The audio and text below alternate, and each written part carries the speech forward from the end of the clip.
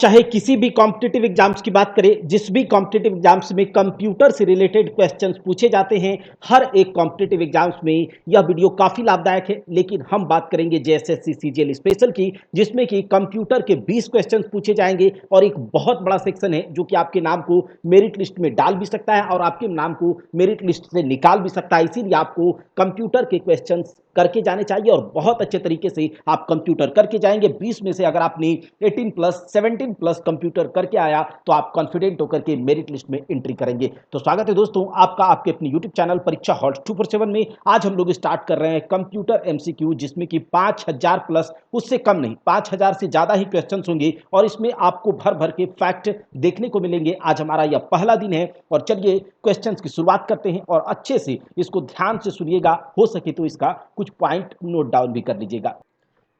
ये हम लोग क्वेश्चन करेंगे घटना चक्र की जो बुक आती है कंप्यूटर अवेयरनेस की, घटना चक्र की बुक है, बहुत अच्छी बुक है जिसमें कि क्वेश्चंस और उसके साथ डिटेल में एक्सप्लेन भी किया गया है। तो चलिए इसको अच्छे से समझते हैं, आपको ध्यान से इसको देखना है। सबसे पहला वाला जो क्वेश्चन है, कंप्यूटर अंग्रेजी भाषा के किस शब्द से लिया गया है। जो कंप्यूटर शब्द है वो अंग्रेजी भाषा के किस शब्द से लिया गया है, तो यहाँ पर इसका आंसर क्या होगा? तो इसका आंसर होगा कि कंप्यूटर अंग्रेजी भाषा के कंप्यूट शब्द से लिया गया है। किससे? कंप्यूट शब्द से लिया गया है। और याद रखिएगा कंप्यूट जो है एक लैटिन भाषा है। क्या? लैटिन भाषा है, जिसका अर्थ होता है, लैटिन भाषा है और इसे भी याद रख लीजिएगा, जिसका अर्थ होता है कैलकुलेट करना। कंप्यूट का अर्थ होता है, जिसका अर्थ होता है कैलकुलेट करना, यानी कि गणना करना। क्या? गणना करना। चलिए आगे के क्वेश्चन को देखते हैं कि जो कंप्यूट का अर्थ क्या होता है। तो ऊपर में हमने देखा कि कंप्यूट का अर्थ होता है गणना करना, कैलकुलेट करना। कंप्यूट एक लैटिन शब्द है। क्या? क्या लैटिन शब्द है जिसका अर्थ होता है गणना करना, कैलकुलेट करना और इसी शब्द से बना है कंप्यूटर। क्या बना है? इसी से शब्द से बना है कंप्यूटर। पहला कंप्यूटर कब बनाया गया था? पहला कंप्यूटर कब बनाया गया था? सॉरी, पहला कंप्यूटर बनाया गया था किसके द्वारा? तो पहला कंप्यूटर बनाया गया था चार्ल्स बेबेज के द्वारा। किसके द्वारा? चार्ल्स बेबेज के द्वारा। याद रखिएगा, चार्ल्स बेबेज के द्वारा पहला कंप्यूटर बनाया गया था। साल 1837 ईस्वी की बात है। इस समय सबसे पहले चार्ल्स बेबेज जी ने mechanical engine, mechanical machine, the analytical engine के नाम से एक कंप्यूटर बनाया था। किसके नाम से? एनालिटिकल इंजन के नाम से। याद रखिएगा, एनालिटिकल इंजन। अब इसका क्या काम है, एनालिटिकल इंजन का क्या काम है, ये सब कुछ, डिफरेंस इंजन का क्या काम है, तो हम लोग थ्योरी वाले क्लास में इसको अच्छे से कंप्लीट किए हैं। अगर आपने उसे नहीं देखा है तो कंप्यूटर का प्लेलिस्ट बना हुआ है चैनल के प्लेलिस्ट में, आप वहां पर जाइए, आपको सब कुछ डिटेल में कवर किया गया है। आप वहां से बहुत अच्छे से समझ सकते हैं। लेकिन यहां पर आप एमसीक्यू के माध्यम से भी इसे याद रख सकते हैं कि पहला कंप्यूटर चार्ल्स बेबेज जी ने बनाया था 1837 ईस्वी में। एनालिटिकल इंजन के नाम से पहले कंप्यूटर का आविष्कारक कौन हो गए? 1837 में चार्ल्स बेबेज। इससे पहले 1822 में ही, इसे भी याद रख लीजिएगा, इससे पहले 1822 में ही चार्ल्स बेबेज जी ने डिफरेंस इंजन का भी आविष्कार किया था। किसका? डिफरेंस इंजन का भी आविष्कार किया था। याद रखिएगा, डिफरेंस इंजन का। चलिए अब आगे देख लेते हैं। चार्ल्स बेबेज ने नीचे में से जो दिया गया है कौन सी मशीन बनाई थी। देखिए यहां पर हम लोग इंग्लिश और हिंदी दोनों के बच्चे यहां पर बहुत आसानी से इसे समझ सकेंगे। ठीक है, तो चार्ल्स बेबेज ने कौन सा बनाया था भैया? अभी हमने देखा बेसिलिक इंजन, जिसे कि एनालिटिकल इंजन भी कहा जाता है। तो चार्ल्स बेबेज ने बनाया था एनालिटिकल इंजन। क्या बनाया था? Analytical engine. एनालिटिकल इंजन देखिए 1822 ईस्वी की बात है। ठीक है, 1822 में चार्ल्स बेबेज ने क्या बनाया? Difference engine. क्या बनाया? Difference engine. अब ये डिफरेंस क्या है, एनालिटिकल क्या है, इसको आपको देखना होगा, चैनल के प्लेलिस्ट में पड़ा हुआ है उसके बारे में। अब उसके बाद क्या है? डिफरेंस इंजन के बाद 1837 ईस्वी में, 1837 ईस्वी में चार्ल्स बेबेज जी ने एनालिटिकल इंजन का आविष्कार किया। एनालिटिकल इंजन का आविष्कार किया और तब से लेकर के चार्ल्स बेबेज को मॉडर्न कंप्यूटर का जनक भी कहा जाता है। किसका? कंप्यूटर का जनक कहा जाता है। किसका? कंप्यूटर का जनक भी कहा जाता है चार्ल्स बेबेज को। याद रखिएगा,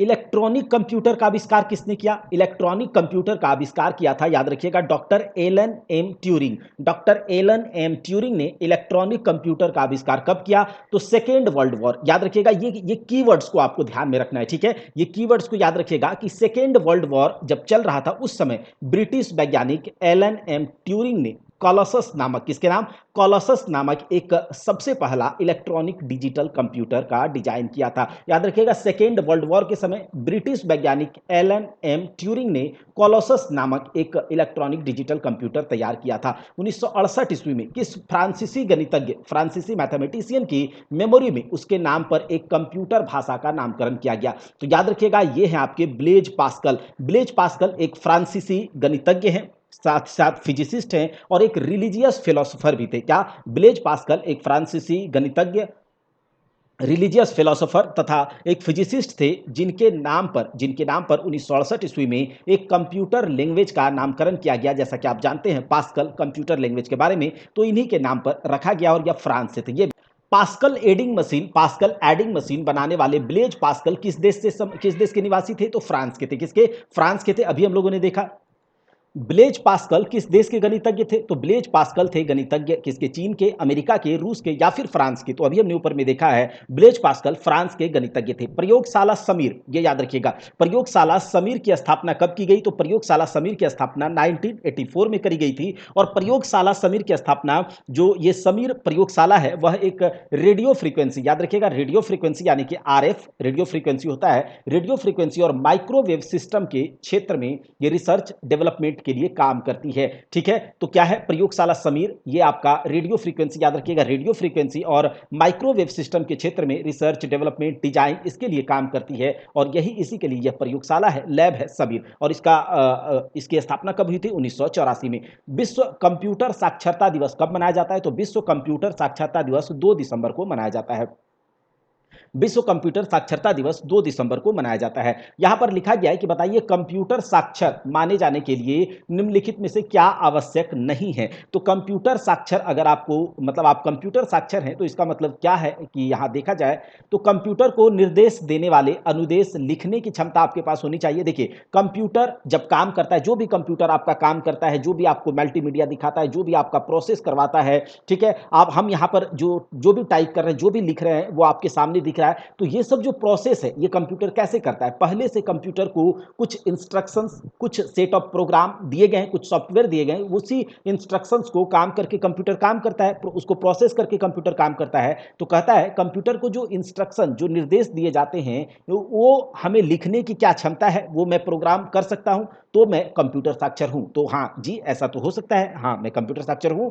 ठीक है, अच्छा, यहां है कि कंप्यूटर के महत्व, बहुउपयोगिता और समाज में व्यापकता की जागरूकता, मतलब ये जो जागरूकता करना, जागरूक फैलाना, क्या इससे कहा जाएगा कि कंप्यूटर साक्षर हैं आप, तो नहीं, ये नहीं होगा। कोई भी आदमी ये काम कर सकता है, ठीक है, कि कंप्यूटर को लेकर के जागरूकता फैलाए साक्षर समाज में, तो इसका ये मतलब नहीं कि वो कंप्यूटर साक्षर है। हाँ, लेकिन यह ज्ञान होना चाहिए कि कंप्यूटर क्या है या कैसे काम करता है। अगर यह ज्ञान है तो हाँ कंप्यूटर साक्षर है। कोई भी एप्लीकेशन को अगर आप प्रयोग उसको यूज कर पाते हैं, तो आप कोई भी एप्लीकेशन का, कोई भी सॉफ्टवेयर का यूज करके आप कंप्यूटर से इंटरैक्ट कर पाते हैं, तो भी आप कंप्यूटर साक्षर हैं। जैसे कि हम लोग प्रोग्राम तो नहीं, एप्लीकेशन नहीं बना सकते, प्रोग्राम नहीं लिख सकते, लेकिन यहां पर जो लिखा लिखाया हमें दिया गया है, जो भी प्रोग्राम करके सॉफ्टवेयर दिया गया है, क्या हम इन्हें यूज कर पाते हैं, तो जी हाँ, हम लोग भी कंप्यूटर साक्षर हैं। तो यही हो गया। चलिए आगे देख लेते हैं। कोई व्यक्ति कंप्यूटर साक्षर कब कहलाता है, कोई व्यक्ति कंप्यूटर साक्षर, कंप्यूटर एजुकेटेड कब कहलाता है, यदि वह क्या किसमें सक्षम हो, यदि वह कैपेबल हो, आवश्यक जो भी उसके लिए जो नीडफुल, जो भी रिक्वायर्ड एप्लीकेशन है, अगर वो उसको चला पाता है, तो वो कंप्यूटर साक्षर है। ऐसा नहीं कि एंटीवायरस सॉफ्टवेयर बना पाए तभी जाकर के वो कंप्यूटर साक्षर होगा, प्रोग्राम लिख पाए तभी जाकर के वो साक्षर हो पाए, कंप्यूटर साक्षर कहलाएगा, या फिर किसी के कंप्यूटर को हैक करने की उसके पास क्षमता हो तभी जाकर के वो कंप्यूटर साक्षर कहलाएगा। ऐसा नहीं, अगर आपके पास कंप्यूटर में दिए गए एप्लीकेशन सॉफ्टवेयर को चलाने की क्षमता है, आप सक्षम हैं, तो भी आप कंप्यूटर साक्षर हैं। ये बात आप मान करके चलिए। भारत ने सुपर कंप्यूटर, देखिए सुपर कंप्यूटर क्या होता है, मिनी फ्रेम कंप्यूटर क्या होता है, माइक्रो फ्रेम कंप्यूटर क्या होता है, सॉरी माइक्रो कंप्यूटर क्या होता है, उसके बाद हम लोगों ने पर्सनल कंप्यूटर क्या होता है, सबके बारे में हमने बात किया हुआ है। ठीक है, अगर आपने उसे नहीं देखा है तो आप जरूर जाकर के देखिए। पहला जो कंप्यूटर का प्लेलिस्ट में सारे कंप्यूटर की क्लास पढ़े हुए हैं, बहुत अच्छे से समझाया गया है। मैं आपको इस बात का गारंटी ले सकता हूं कि आप बहुत अच्छे से कंप्यूटर समझ जाएंगे, आपसे कोई भी क्वेश्चन नहीं छूटेगा, साथ ही साथ यहां से भी आपके सारे के सारे क्वेश्चन होंगे। तो देखिए, भारत ने सुपर कंप्यूटर परम का निर्माण कब किया, भारत ने सुपर कंप्यूटर, तो सुपर कंप्यूटर क्या है, परम सीरीज का सुपर कंप्यूटर सबसे पहले 1991 में, सुपर कंप्यूटर परम सीरीज का सुपर कंप्यूटर सबसे पहले 1991 1991 में पुणे में जो एक कंपनी है सी डैक संस्था है, जिसका कि फुल फॉर्म याद रख लीजिएगा। सी डैक का फुल फॉर्म होता है centre for development of advanced computing, और इसके द्वारा परम नाम का सुपर कंप्यूटर का सीरीज तैयार किया गया। तो ये हो गया कि सबसे पहले सुपर कंप्यूटर का निर्माण किया गया कहां पर, तो पुणे में। कहां पर किया गया था, पुणे में 1991 में सी डैक का संस्था के द्वारा। अच्छा, निम्नलिखित में से 1976 में विकसित सर्वप्रथम सुपर कंप्यूटर कौन सा है, तो याद रखिएगा कि जो 1976 में विकसित सबसे पहला सुपर कंप्यूटर क्रे 1 था। यही क्रे सीरीज का सुपर कंप्यूटर जो है ये यूएस का है, यूनाइटेड स्टेट्स ऑफ अमेरिका। जैसे परम सीरीज का सुपर कंप्यूटर हमारे प्यारे भारत का है, उसी प्रकार से यूनाइटेड स्टेट्स ऑफ अमेरिका का सुपर कंप्यूटर क्रे सीरीज का है, क्रे 1 वहीं का होगा। ठीक है, उसके बाद एक्रोन, एटम, पीसीडब्ल्यू तथा पीईटी, ये सब जो है ये पर्सनल कंप्यूटर के क्या है, उदाहरण है। ये सब पर्सनल कंप्यूटर के कैटेगरी में आता है, याद रखिएगा। एक्रोन, एटम, पीसीडब्ल्यू, पीईटी ये सब पर्सनल कंप्यूटर हैं, जबकि क्रे सीरीज का सुपर कंप्यूटर है यूनाइटेड स्टेट्स ऑफ अमेरिका। और याद रखिएगा कि जब यूएसए से भारत को जरूरत हुआ था सुपर कंप्यूटर का, तो क्रे सीरीज का सुपर कंप्यूटर यहां से मांगा गया था, उसका टेक्नोलॉजी को मांगा गया था, तो वो नहीं दिया था, तब जाकर के यहां पर जो है बनाया गया था सुपर कंप्यूटर। तो भारतीय सुपर कंप्यूटर का जनक कौन कहलाता है, तो याद रखिएगा विजय भाटकर। याद रखिएगा विजय भाटकर, विजय पांडुरंग भाटकर, पूरा नाम क्या है, विजय पांडुरंग भाटकर, और उसे भारतीय सुपर कंप्यूटर का जनक कहा जाता है। विजय पांडुरंग भाटकर, जिसे कि भारतीय सुपर कंप्यूटर का जनक कहा जाता है, और उन्होंने वर्ष 1991 में सबसे पहले सुपर कंप्यूटर परम 8000 के नाम से डेवलप किया था। याद रखिएगा सबसे पहला सुपर कंप्यूटर भारत में कौन सा है, 1991 में बना था सी डैक कंपनी के द्वारा, परम 8000। ठीक है, परम 8000। परम पद निम्नलिखित में से किससे संबंधित है, क्या कंप्यूटरीकृत से संबंधित है, मिसाइल से, दवाइयों की पद्धति या मौसम विज्ञान से, तो अभी हमने देखा कंप्यूटरीकरण से संबंधित है, कंप्यूटराइजेशन से संबंधित है, क्योंकि परम सीरीज का सुपर कंप्यूटर हमारे प्यारे भारत में बना, कब बना, सबसे पहला 1991 में। ठीक है, याद रखिएगा। तो परम पद किससे है, ये सब हम लोगों ने देख लिया। परम 10,000 क्या है, परम 10,000 क्या है, तो ये आपका है जैसा कि परम सुपर कंप्यूटर का सीरीज। तो सबसे पहला कौन सा बना था, सबसे पहला बना था 1991 में परम 8000 सुपर कंप्यूटर बना था 1991 में, सी डैक कंपनी के द्वारा बनाया गया था और विजय पांडुरंग भाटकर के नेतृत्व में। इसीलिए सुपर कंप्यूटर का जनक भी विजय पांडुरंग भाटकर को कहा जाता है। और परम 10,000 ये 1991 में परम 8000 बना, और परम 10,000 बना आपका 1998 में। कब बना, परम 10,000 1998 में बना। वहीं पर आपसे बात करें कि जो परम 10,000 है 1998 में और 2017 मार्च 2017 में एक परम सीरीज का ही सुपर कंप्यूटर है परम युवा 2, तो ये बना है। अब आगे देख लेते हैं कि जो भारत में निर्मित प्रथम सुपर कंप्यूटर को क्या नाम दिया गया है, तो परम है। ठीक है, परम है, सी डैक कंपनी के द्वारा बनाया गया था। अच्छा, विश्व का सबसे तेज कंप्यूटर कौन सा है, जब ये जो एग्जाम में पूछा गया है यूपी लोअर सब डिविजनल में, तो 2008 में पूछा गया था। उस समय जो था विश्व का सबसे तेज कंप्यूटर था तियाने 1A, जो कि चाइना का सुपर कंप्यूटर है, तियाने 1A, तो जो कि चाइना का सुपर कंप्यूटर है। लेकिन अगर अभी की बात करें तो विश्व का सबसे तेज सुपर कंप्यूटर जापान का फुगाकू है। कौन सा, जापान का फुगाकू सबसे तेज सुपर कंप्यूटर है, फुगाकू, जापान का फुगाकू, याद रखिएगा। ठीक है, आगे देख लेते हैं कि जो यहां पर कहा जा रहा है कि मेन फ्रेम एक बड़ा और महंगा कंप्यूटर जिसमें एक साथ सैकड़ों या हजारों यूजर्स, प्रयोक्ताओं को क्या कहते हैं, यूजर्स, एक साथ हजारों यूजर्स अपने यूजर्स के लिए डेटा प्रोसेस करने की क्षमता होती है। देखिए डेटा क्या होता है, जैसा कि हम पहले ही जान गए हैं कि जो हम लोग इनपुट देते हैं, जो इंस्ट्रक्शंस देते हैं, जो भी इंफॉर्मेशन को डिस्क्रीट फॉर्म में होता है, डेटा होता है। जब उस इंफॉर्मेशन को एक हमारे लिए एक जरूरत के लिए बना दिया जाए, रिक्वायर्ड आधार पर बना दिया जाए, रिक्वायरमेंट के आधार पर उस डेटा को एक तरह से करके हमें दे दिया जाए, तो वही इंफॉर्मेशन होता है। तो डेटा को प्रोसेस करके जब आउटपुट दिया जाता है तो वो इंफॉर्मेशन हो जाता है।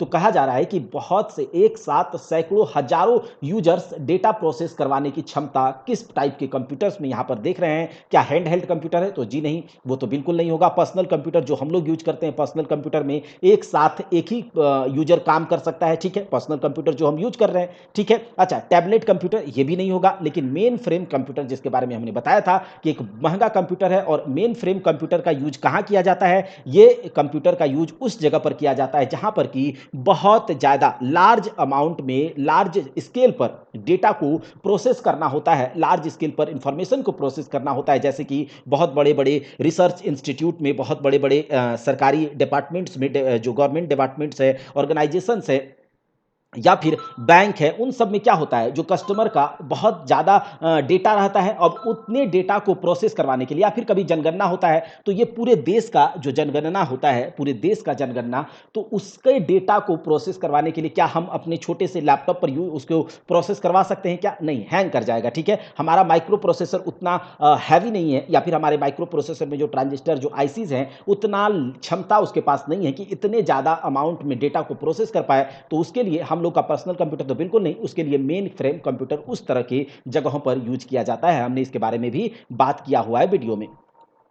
यहां पर कहा जा रहा है कि बताइए सुपर कंप्यूटर के शब्द लंबाई, देखिए शब्द लंबाई इंग्लिश में अगर देखें तो वर्ड लेंथ, और वर्ड लेंथ जो होता है किसी भी कंप्यूटर, कोई भी कंप्यूटर का जो पावर होता है किससे मापा जाता है, किससे मेजर किया जाता है? वर्ड लेंथ से, उसके वर्ड लेंथ से। जैसे कि देखिए आपका कंप्यूटर आपका कंप्यूटर का वर्ड लेंथ का रेंज क्या है, मतलब कि आपका कंप्यूटर कितने बीट को एक सेकेंड में प्रोसेस करवा सकता है, ये आपका कंप्यूटर का क्या कहलाएगा? पावर कहलाएगा। अगर ज्यादा से ज्यादा बीट को ये प्रोसेस करवा पाया, और जानते होंगे आप लोग कि एक बीट में कितना बाइट होता है, ठीक है, बीट, बाइट, ठीक है, मेगाबाइट, गीगाबाइट, तो ये तो आप लोग जानते ही होंगे, ठीक है। तो ये जैसे कि 8 बीट बराबर क्या होता है? एक बाइट होता है। 8 बीट बराबर एक बाइट होता है, और एक बाइट में क्या होता है? एक बाइट जो बाइनरी नंबर 0 1 होता है, ये एक सॉरी सॉरी सॉरी सॉरी, ठीक है, हाँ, हाँ, ठीक है। 1 बाइट में 0 1 नहीं, ये 8 बीट 1 बाइट के बराबर, और 1 बीट में 0 1 जो हम लोग लेते हैं। तो अगर आपका कंप्यूटर, जैसे कि हम लोग कंप्यूटर कैसे मेजर करते हैं, उसके मतलब उसका जो लेंथ होता है, वर्ड लेंथ का, उसके अकॉर्डिंग उसका शक्ति पावर मेजर करते हैं। 8 बीट का हो सकता है, 16 बीट का हो सकता है, 32 बीट का हो सकता है, 64 बीट का हो सकता है। मतलब कि ये 64 बीट वर्ड लेंथ है इसका, यानी कि 64 बीट को एक साथ प्रोसेस करवा सकता है। तो जो जितना ज़्यादा बीट को एक साथ प्रोसेस करवाएगा, उसका उतना वर्ड लेंथ होगा। तो सुपर कंप्यूटर का वर्ड लेंथ का रेंज जो होता है वो 64 बीट तक होता है, याद रखिएगा 64 बीट तक का, ठीक। अब देखिए सुपर कंप्यूटर मैजिक क्यूब, देखिए मैजिक क्यूब एक सुपर कंप्यूटर है, जैसे कि भारत का सुपर कंप्यूटर है परम, अमेरिका का सुपर कंप्यूटर हमने देखा क्रे सीरीज का है, वैसे ही जो तियाने था आपका चाइना का है, फुगाकू जो सुपर कंप्यूटर है विश्व का सबसे तेज सुपर कंप्यूटर है वो जापान का है, वैसे ही मैजिक क्यूब, याद रखिएगा magic cube super computer China का है, और इसका हाल ही में उद्घाटन हुआ और इसे चाइना ने बनवाया है। इसका काम क्या है, ये जो मैजिक क्यूब सुपर कंप्यूटर है, इससे क्या करेंगे हम लोग?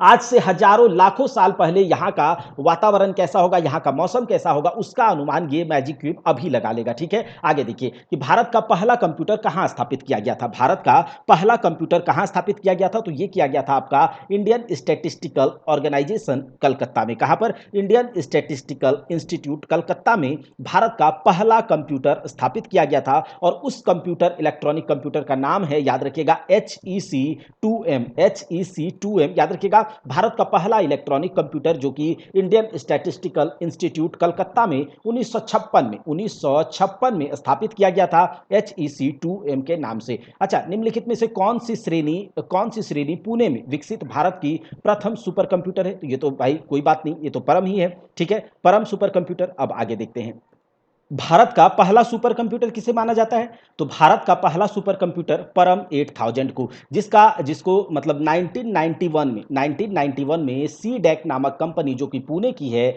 Centre for development of automation, ये जो होता है centre for development of advanced computing, जो ये पुणे की एक संस्था है, जहां पर कि विजय पांडुरंग भाटकर के नेतृत्व में सबसे पहला कंप्यूटर 1991 में भारत का सुपर कंप्यूटर बना था परम 8000, और उसके बाद 1998 में बना परम 10000, मार्च 2017 में बना परम युवा 2। तो ये आपको याद रखने हैं। तो देखिए भारत का पहला सुपर कंप्यूटर परम 8000 को माना जाता है। भारत ने यह सुपर कंप्यूटर अमेरिका के द्वारा क्रे सीरीज का जो सुपर कंप्यूटर था उसको मांगा तो वो नहीं दिया, तो उसके बाद बनाया था। सबसे पहला मिनी कंप्यूटर कौन था? सबसे पहला मिनी कंप्यूटर, याद रखिएगा कि जो यहाँ पर दिया गया है PDP 8, इनियक, एडवैक, यूनिसैक, तो ये सब जो इनियक, एडवैक है, ये सब क्या है? ये जो प्रथम श्रेणी, आपको पता होगा कि जो फर्स्ट जनरेशन का कंप्यूटर था वो सब आपका उस समय बना था, इनियक, एडवैक, यूनिवैक, ये सब बना था, ठीक है। PDP श्रेणी का जो सुपर कंप्यूटर है, सॉरी मिनी कंप्यूटर है, वो सबसे पहला जो मिनी कंप्यूटर है वो PDP 1 है, ठीक है। PDP 1 मतलब इसका जो फुल फॉर्म होता है, याद रखिएगा, PDP का कभी कभी ये भी पूछ लिया जाता है, तो आपको याद रखना है programmed, PDP programmed data processor, programmed data processor जिसको कि डीईसी कंपनी के द्वारा, डीईसी मतलब digital equipment corporation, digital equipment corporation, ये भी याद रख लीजिएगा, डिजिटल इक्विपमेंट कॉरपोरेशन के द्वारा वर्ष 1908 में इसको शुरू किया गया था, पहला मिनी कंप्यूटर। लेकिन यहाँ पर कोई ऑप्शन में है नहीं, तो इस बार जो ये एग्जाम हुआ था उसका मतलब ये बाहर कर दिया गया। तो चलिए आगे देख लेते हैं कि जो निम्न में से जो कंप्यूटर दिया गया है उसमें सर्वाधिक शक्तिशाली कौन है? Mini computer, super computer, main frame, micro या फिर कौन? तो आप जानते ही होंगे सुपर कंप्यूटर सबसे आगे, ठीक है। देखिए सबसे बड़ा सुपर कंप्यूटर, सुपर कंप्यूटर के बाद आता है आपका main frame computer, main frame computer के बाद आता है आपका मिनी कंप्यूटर, मिनी कंप्यूटर के बाद आता है आपका माइक्रो कंप्यूटर। तो हम लोग जो यूज कर रहे हैं आपके चारों तरफ जो भी लैपटॉप, जो भी कंप्यूटर, जो भी मोबाइल्स है, सब माइक्रो कंप्यूटर के उदाहरण है। सिंगल यूजर कंप्यूटर है माइक्रो कंप्यूटर, इसको पर्सनल कंप्यूटर भी कहा जाता है। पर्सनल कंप्यूटर जो हमारा लैपटॉप है, जो हमारा डेस्कटॉप है, ये सारे के सारे micro computer, personal computer, laptop सब कुछ माइक्रो कंप्यूटर के अंदर आते हैं। और इसकी प्रोसेसिंग स्पीड सब कुछ क्या है? इन सबसे कम है। सुपर कंप्यूटर सबसे आगे, उसके बाद मेन फ्रेम, उसके बाद मिनी कंप्यूटर, ये सब है, ठीक है। चलिए आगे देख लेते हैं।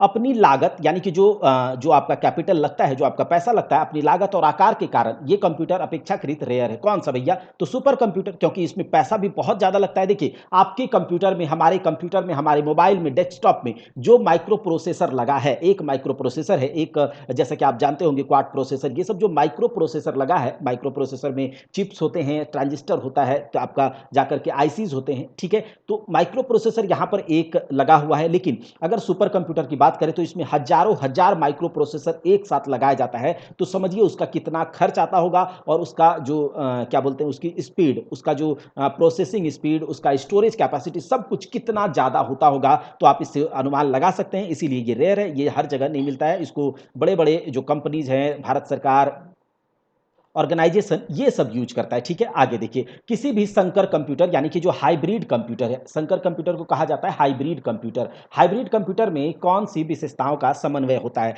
तो हाइब्रिड कंप्यूटर याद रखिएगा, हाइब्रिड कंप्यूटर होता है analog computer, analog computer plus digital computer का मिक्सचर। हाइब्रिड कंप्यूटर होता है एनालॉग कंप्यूटर और डिजिटल कंप्यूटर का मिक्सचर, जो होता है वो होता है आपका हाइब्रिड कंप्यूटर। तो यहां पर क्या हो जाएगा इसका सही जवाब? अनुरूप तथा अंकीय कंप्यूटर। क्या हो जाएगा? अनुरूप तथा अंकीय। अनुरूप का होता है एनालॉग कंप्यूटर, अंकीय का होता है डिजिटल कंप्यूटर, यानी कि डिजिट मतलब अंकीय कंप्यूटर। तो हाइब्रिड कंप्यूटर होता है analog computer plus digital computer का मिक्सचर होता है, वो मिलाकर बनता है हाइब्रिड। एनालॉग में क्या होता है? कंटिन्यूअस क्वांटिटी हमें पता चलती है, डिजिटल डिस्क्रीट फॉर्म में देता है 0101। तो ये सब आपको आगे चल के हम समझाएंगे ही, और मैंने इसके बारे में वीडियो भी बनाया हुआ है। यहां पर है कि हालांकि इस प्रकार का कंप्यूटर सबसे कम शक्तिशाली है, फिर भी इसका सर्वाधिक प्रयोग होता है और तीव्रतम वृद्धि वाले प्रकार का कंप्यूटर है। देखिए पर्सनल कंप्यूटर जो है सबसे कम शक्तिशाली, ये तो हमने देख लिया। माइक्रो कंप्यूटर को पर्सनल कंप्यूटर कहा जाता है, ये सबसे कम शक्तिशाली है। मेन फ्रेम से, सुपर से, मिनी कंप्यूटर से सबसे कम शक्तिशाली है। लेकिन हम लोग मेन फ्रेम कंप्यूटर तो खरीद के घर पे बैठेंगे नहीं, हम लोग सुपर कंप्यूटर तो खरीद के बैठेंगे नहीं, मिनी कंप्यूटर को भी खरीद के नहीं बैठेंगे। हम लोग अपने पर्सनल यूज के लिए माइक्रो कंप्यूटर, और ज्यादा लोग आपको कौन से दिखते हैं? हमारे जैसा आम लोग हैं, तो आपको माइक्रो कंप्यूटर चूंकि सबसे कम शक्तिशाली है, लेकिन सबसे ज्यादा यूज किसका होता है? 95%, 98 जो बोल लीजिए, सबसे ज्यादा यूज माइक्रो कंप्यूटर का होता है। हमारे आसपास जो भी आपको दिखता है सबके सब माइक्रो कंप्यूटर है। तो यही बात यहां पर कहा जा सकता है। माइक्रो कंप्यूटर को पर्सनल कंप्यूटर भी कहा जाता है। पर्सनल कंप्यूटर जो है, जो आपका पर्सनल कंप्यूटर है, ये व्यक्ति व्यक्ति यानी कि यूजर की कंप्यूटर की जरूरतों को पूरा करने के लिए डिजाइन किया गया है। पर्सनल कंप्यूटर यूजर्स के, हम जैसे यूजर्स का, आम यूजर्स का, सिंगल यूजर्स का कंप्यूटर के जरूरतों को पूरा करने के लिए इसको बनाया गया है, ठीक है। आगे देख लेते हैं कि जो निम्नलिखित में से कौन एक समय में कई उपयोगकर्ताओं यानी कि यूजर्स को सपोर्ट कर सकता है? एक समय में कई उपयोगकर्ताओं को सपोर्ट कर सकता है। क्या माइक्रो कंप्यूटर? माइक्रो कंप्यूटर तो पर्सनल कंप्यूटर है, जो लैपटॉप्स, डेस्कटॉप है, व्यक्तिगत कंप्यूटर वही हो गया पर्सनल कंप्यूटर। क्या पाम टॉप जो आप देखते हैं, हमने पाम टॉप के बारे में पढ़ा हुआ है, आप जरूर वीडियो को देखिएगा, ठीक है। पीछे के प्लेलिस्ट में जाइए और सब कुछ डिटेल में एक एक करके पढ़ाया हुआ है। तो ये सब तो पर्सनल कंप्यूटर के उदाहरण है, ये सिंगल यूजर्स के लिए। लेकिन एक साथ अगर बहुत सारे यूजर्स को सपोर्ट कर सकता है तो आपका माइक्रो कंप्यूटर के बाद आता है मिनी कंप्यूटर। और मिनी कंप्यूटर और मेन फ्रेम कंप्यूटर का लगभग एक ही जैसा काम होता है। बहुत ज़्यादा अगर जहां पर डाटा प्रोसेस करने का जरूरत है, बहुत लार्ज लेवल पर अगर डाटा को, इंफॉर्मेशन को प्रोसेसिंग करवाना है, तो वहां पर आपका mini computer, main frame computer लगता है। तो यहां से क्या हो जाएगा? मिनी मिनी कंप्यूटर, ठीक है। अब आगे देखिए, एक सुबाह्य निजी कंप्यूटर, निजी मतलब पर्सनल कंप्यूटर, जो आपकी गोद में मतलब लैब पर लेकर रखने लायक होता है, छोटा सा होता है, वह क्या कहलाता है? देखिए, नोटबुक कंप्यूटर कहलाता है, पीडीए कहलाता है, मेन फ्रेम कंप्यूटर या फिर वर्क स्टेशन कहलाता है। तो वो नोटबुक कंप्यूटर है, जो नोटबुक लैपटॉप है, ये सब क्या है आपका, एक गोद में रखने लायक कंप्यूटर है, तो ये वाला हो जाएगा। ठीक है, कह रहा है कि निम्न में से क्या सामान्यतः गणना नहीं कर सकता है? कंप्यूटर गणना कर सकता है? जी हाँ, कर सकता है। मोबाइल फोन कैलकुलेट कर सकता है? हाँ, कर सकता है। इसमें भी कैलकुलेटर भी कैलकुलेट करता है, लेकिन प्रिंटर कैलकुलेट नहीं कर सकता है। तो ये बात हो गया। अब आगे देखते हैं कि मेन फ्रेम या सुपर कंप्यूटर में, मेन फ्रेम या सुपर कंप्यूटर में एक्सेस के लिए यूजर्स अक्सर किसका यूज करते हैं? तो देखिए, एक होता है आपका मेन फ्रेम कंप्यूटर, यहाँ पर सारे के सारा डाटा जितना भी है इसमें रहता है, डेटाबेस मैनेजमेंट सिस्टम एक तरह से कह सकते हैं। और इससे क्या होता है, बहुत सारे यूजर्स जो है, मल्टीपल यूजर्स यहाँ से कनेक्टेड रहते हैं। ठीक है, अब हमें किसी डेटा का जरूरत है तो हम किसको एक्सेस करेंगे? मेन फ्रेम कंप्यूटर या फिर सुपर कंप्यूटर को। यहां से डेटा लेंगे और डेटा को लेकर के हम यूज कर सकते हैं। तो एक साथ बहुत सारे यूजर्स, एक साथ बहुत सारे यूजर्स जो है मेन फ्रेम कंप्यूटर या फिर सुपर कंप्यूटर से अगर एक्सेस करते हैं डेटा को, तो वो किसके थ्रू करते हैं? तो एक टर्मिनल के थ्रू करते हैं। याद रखिएगा, टर्मिनल के थ्रू वो डेटा को एक्सेस करते हैं। तो ये हो जाएगा आपका टर्मिनल के थ्रू। ठीक है, अब आगे देख लेते हैं कि जो विश्व निम्नलिखित में से सबसे बड़ा, सबसे तेज और सबसे महंगा कंप्यूटर, अच्छा उससे पहले ये वाला अच्छा था। ठीक है, विश्व का सबसे द्रुततम यानी कि फास्टेस्ट, विश्व का सबसे फास्टेस्ट कंप्यूटर निष्पादित कर पाता है। देखिए, अभी तक सबसे फास्टेस्ट कंप्यूटर की बात अगर करें तो कंप्यूटर का जो स्पीड है, कंप्यूटर का स्पीड जितना ज्यादा स्पीड कर सकता है, तो वो किस में करता है? याद रखिएगा, फ्लॉप्स में। किसमें? फ्लॉप्स में इसके स्पीड की गणना, इसके कैलकुलेट करते हैं हम लोग फ्लॉप्स में। और फ्लॉप्स का फुल फॉर्म याद रख लीजिएगा बस आप, फ्लोटिंग पॉइंट्स पर सेकेंड, फ्लोटिंग पॉइंट्स ऑपरेशन पर सेकेंड। मतलब एक ऑपरेशन को कितने, मतलब कितने ऑपरेशन को एक सेकेंड में, कितने ऑपरेशन को एक सेकेंड में ये परफॉर्म करवा पाता है अपने अंदर, कितने ऑपरेशंस को, कितनी क्रियाओं को ये एक सेकेंड में अपने अंदर से परफॉर्म करवा पाता है, वो किसी भी कंप्यूटर का क्या होता है? स्पीड होता है। और हम लोग स्पीड का कैलकुलेशन इसी फ्लॉप्स में करते हैं। और सबसे फास्टेस्ट, दिसंबर 1996 की स्थिति तक जो सबसे फास्टेस्ट कंप्यूटर को कैलकुलेट किया गया है, वो किया गया है 10 10 to the power 12, यानी कि इतना ऑपरेशंस एक सेकेंड में कर पाया कोई कंप्यूटर। तो अभी तक सबसे फास्टेस्ट अगर कैलकुलेट किया गया है तो 10 to the power 12, यानी कि 1 टेरा flops, 1 Terra, 10 to the power क्या होगा? 12 होगा, टेरा होता है। और 1 टेरा फ्लॉप्स तक स्पीड को कैलकुलेट किया गया है। तो दिसंबर 1996 की स्थिति के अनुसार विश्व का सबसे फास्टेस्ट कंप्यूटर जो है इंटेल का एस्की रेड था। याद रखिएगा, इंटेल का एस्की रेड, और जिसका एग्जीक्यूशन कैपेसिटी तो जो था वो था आपका 1 टेरा फ्लॉप्स, यानी कि एक सेकेंड में वो 10 to the power 12 ऑपरेशंस को परफॉर्म करवा चुका था एस्की रेड। अब देखिए क्या करते हैं, कहता है कि नीचे दिया गया कौन सबसे बड़ा, सबसे तेज और सबसे महंगा कंप्यूटर है? तो सुपर कंप्यूटर है, नो डाउट सुपर कंप्यूटर है। ठीक है, चलिए आगे देख लेते हैं। भारतीय वैज्ञानिकों के द्वारा विकसित सुपर कंप्यूटर का नाम, तो विकसित सुपर कंप्यूटर का नाम परम है। ठीक है, परम सुपर कंप्यूटर भारतीय वैज्ञानिक के द्वारा ये किया गया है। ठीक है, जो जिसको कि सी डैक कंपनी 1991 में सी डैक कंपनी जो कि पुणे में स्थित है, विजय पांडुरंग भाटकर के नेतृत्व में इसका निर्माण किया गया 1991 में, फिर 1998 में हुआ, फिर 2017 में हुआ। तो इस प्रकार से अलग अलग श्रृंखला इसी परम श्रृंखला का बनते गया। और इस श्रृंखला की जो सबसे नवीनतम मशीन है वो परम युवा 2 है। चलिए आगे देख लेते हैं।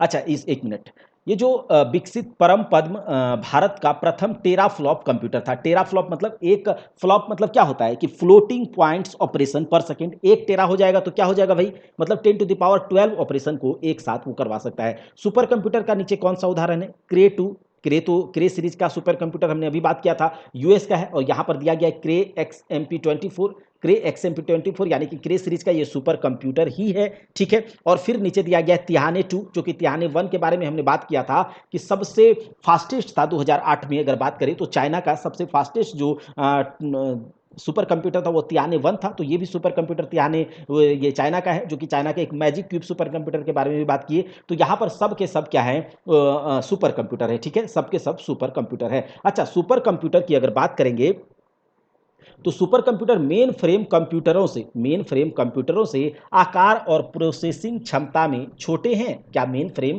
कंप्यूटर से आकार और क्या बोलते हैं प्रोसेसिंग क्षमता में छोटे होते हैं? नहीं। अधिकांश घरों में सुपर कंप्यूटर जनरली यूज होता है? नहीं। ये सुपर कंप्यूटर में हजारों माइक्रो प्रोसेसर एक साथ लगे होते हैं क्योंकि इसका प्रोसेसिंग स्पीड, क्योंकि इसका जो कैपेसिटी है ये बहुत ज़्यादा होता है, तो इसीलिए यहाँ पर हजारों माइक्रो प्रोसेसर लगे होते हैं एक साथ, और हम एक साथ हजारों हजारों यूजर्स इसके साथ एक साथ इसको यूज कर सकते हैं, एक्सेस कर सकते हैं टर्मिनल्स के थ्रू। तो यहाँ पर क्या होगा, सुपर कंप्यूटर में हजारों माइक्रो प्रोसेसर होते हैं, और ये जो यहाँ पर लिखा हुआ है उनकी कंप्यूटिंग क्षमता, तो यहाँ सब गलत है, बस एक ही सही है कि इसमें हजारों माइक्रो प्रोसेसर लगे होते हैं। ठीक है, अब देखिए नीचे में सबसे तेज, सबसे बड़ा, सबसे महंगा, तो ये क्या हो जाएगा, सुपर कंप्यूटर ही हो जाएगा। यहां पर कहा जा रहा है कि सुपर कंप्यूटर्स प्राथमिक रूप से, मतलब प्राइमरीली सुपर कंप्यूटर किसके लिए उपयोगी है, तो इनपुट आउटपुट इंटेंसिव प्रोसेसिंग के लिए। बिल्कुल सही है, इनपुट आउटपुट इंटेंसिव प्रोसेसिंग, जहां पर बहुत ज्यादा मैथमेटिकल कैलकुलेशंस का जरूरत है उसे इंटेंसिव प्रोसेसिंग कहते हैं, तो उसके लिए तो जरूरत है ही। डेटा रिट्रीवल ऑपरेशंस के लिए, तो बिल्कुल सही है, डेटा रिट्रीवल ऑपरेशंस के लिए भी इसका यूज होता है। मैथमेटिकल इंटेंसिव साइंटिफिक एप्लीकेशंस के लिए, तो साइंटिफिक एप्लीकेशंस के लिए भी सुपर कंप्यूटर का यूज होता है कि कहां पर क्या आने वाला है, कौन सा मौसम किधर, मौसम का पूर्वानुमान भी ये लगा लेता है। ठीक है, सुपर कंप्यूटर साइंटिफिक रिसर्च में भी इसका यूज होता है।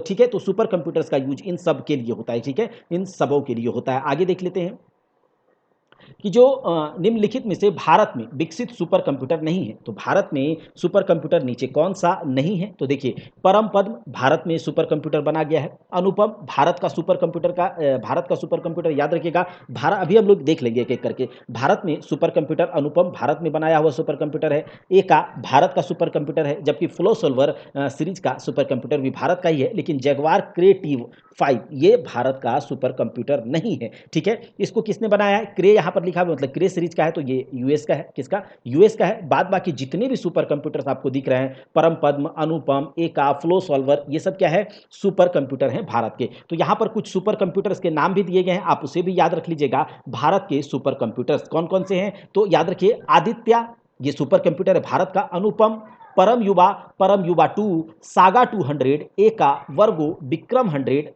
जाइको, भास्कर, पेस तथा फ्लो सोल्वर, ये भारत के सुपर कंप्यूटर हैं, भारत में बने हैं, याद रखिएगा। आदित्य, अनुपम, परम युवा 2, सागा 200, एका, वर्गो, विक्रम 100, क्रेस साइको, भास्कर, पेस तथा फ्लो सोल्वर, ये सारे के सारे भारत में बने हुए कंप्यूटर, सुपर कंप्यूटर से। ठीक है, अच्छा, मध्यम रेंज के मौसम पूर्वानुमान के लिए भारत द्वारा सबसे पहले कौन सा सुपर कंप्यूटर खरीदा गया था? ठीक है, तो भारत के द्वारा सबसे पहले जो सुपर कंप्यूटर खरीदा गया था, यूएस से खरीदा गया था, क्रे XMP 14। क्या, क्रे XMP 14, जो कि यूएस का एक सुपर कंप्यूटर है, और भारत ने सबसे पहले मौसम के पूर्वानुमान, मतलब जो फोरकास्ट है, वेदर फोरकास्टिंग के लिए क्या किया गया था, भारत के द्वारा 1980 में भारत ने अमेरिका से क्रे XMP 14 नाम से एक कंप्यूटर को खरीदा था। सुपर कंप्यूटर का प्रयोग किस लिए किया जाता है, सुपर कंप्यूटर का प्रयोग किस लिए किया जाता है, तो आप याद रखिएगा, क्या बिजनेस कंप्यूटर के लिए, बिजनेस कंप्यूटिंग के लिए नहीं, डेस्कटॉप पब्लिशिंग के लिए नहीं, कंप्यूटिंग साधित डिजाइनिंग के लिए नहीं, ये सब के लिए नहीं, बल्कि मौसम पूर्वानुमान, मैथमेटिकल, जहां पर कि बहुत ज़्यादा ऑपरेशंस की जरूरत है, intensive mathematical operation, scientific research वगैरह जहां चाहिए, तो यहां पर यूज होता है। मौसम के पूर्वानुमान के लिए, वेदर फोरकास्टिंग के लिए भी सुपर कंप्यूटर का यूज होता है। अब आगे देखते हैं कि बताइए निम्नलिखित में से कौन विश्व का पहला लैपटॉप कंप्यूटर बाजार में लाया गया, किसने, निम्नलिखित में से कौन, तो यहां पर लैपटॉप कंप्यूटर जो सबसे पहले लाया था विश्व में, वो इप्सन ने लाया था। किसने, इप्सन ने लाया था, याद रखिएगा इप्सन। तो आगे देख लेते हैं हम लोग।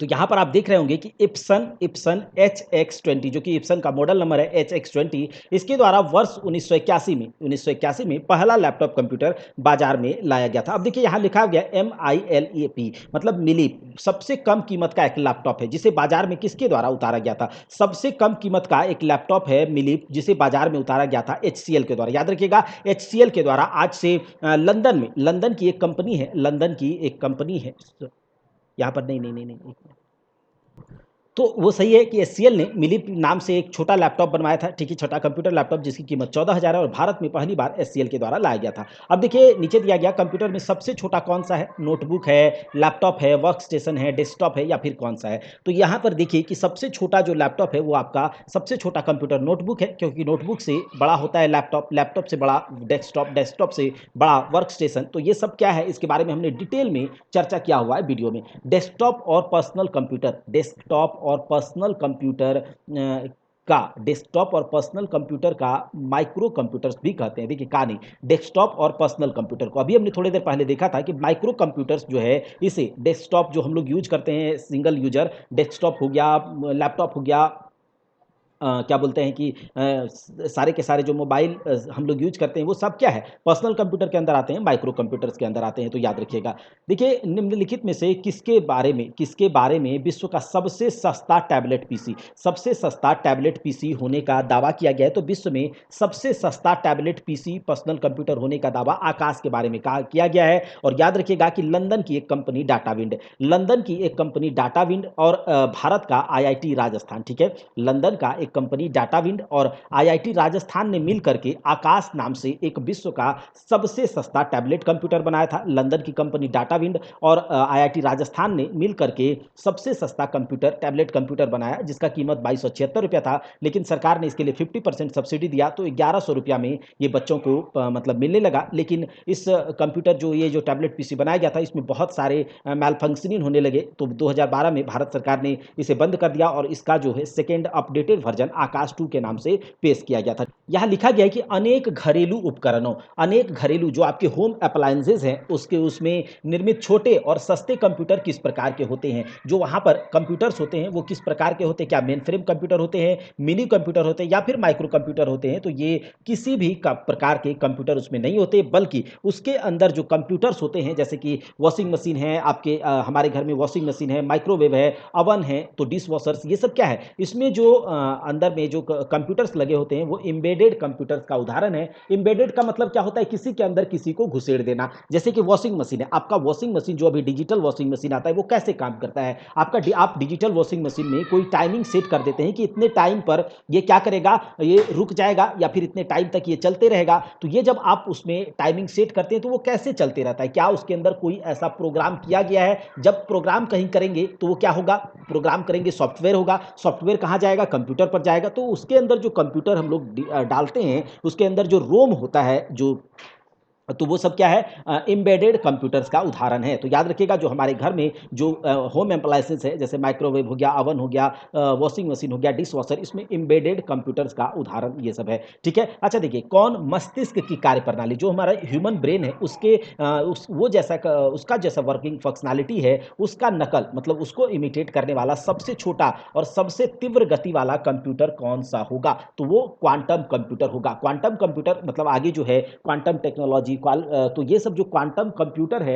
ये हमारे ब्रेन का, मतलब ब्रेन के तरह वर्किंग फंक्शनैलिटी होगा इसका, और सबसे तीव्र और सबसे छोटा होगा। देखिए जैसे जैसे बढ़ते जा रहे हैं वैसे वैसे हम नैनो टेक्नोलॉजी की ओर जा रहे हैं, तो छोटा तो होते ही जा रहा है, उसमें जो माइक्रो प्रोसेसर है उसकी संख्या बढ़ रही है। हम पहले क्या थे, सबसे पहले हमने ट्रांजिस्टर देखा, वैक्यूम ट्यूब्स देखा, उसके बाद हमने ट्रांजिस्टर देखा, उसके बाद हम इंटीग्रेटेड सर्किट देखते हैं, उसके बाद वीएलएसआई, यूएलएसआई, इसके बारे में हमने बात किया हुआ है। First generation, second generation, third generation, fourth generation, और हम लोग अभी फिफ्थ जनरेशन में, आगे सिक्स जनरेशन आएगा, तो ये सब पर हम लोग बात किया हुआ है। कंप्यूटर, क्वांटम कंप्यूटर किस पर आधारित है, तो क्वांटम कंप्यूटर जो है वो आधारित है आपके क्वांटम मैकेनिक्स पर, क्वांटम यांत्रिकी पर आधारित है, ठीक है। एक डिजिटल वॉच जो है आपके हाथ में भी अभी एक डिजिटल वॉच होगा, तो डिजिटल घड़ी में किस प्रकार का कंप्यूटर होता है, तो डिजिटल घड़ी में भी एम्बेडेड कंप्यूटर टाइप का कंप्यूटर होता है। याद रखिएगा एम्बेडेड कंप्यूटर टाइप का डिजिटल कंप्यूटर जो है वो अंकों की गणना करते हैं, किसके, अंकों की, डिजिट्स की गणना करते हैं, अंकों के डिजिट्स की गणना करते हैं, ना आंकड़ों की, निर्देश की, आकार की, ये नहीं, डिजिटल कंप्यूटर डिजिट्स की, यानी कि आप उसे कुछ में भी, आप उसे किसी भी लैंग्वेज में आप उसको इंस्ट्रक्शन दीजिए, लेकिन वो कौन से लैंग्वेज को समझता है, तो डिजिटल लैंग्वेज को समझता है, यानी कि 0101 मशीन लैंग्वेज को समझता है। तो ये सब हमने बात किया हुआ है, बाइनरी नंबर पर कार्य करते हैं, ठीक है, इसीलिए ये अंकों को ही क्या करते हैं, अंकों को ही कैलकुलेट करते हैं।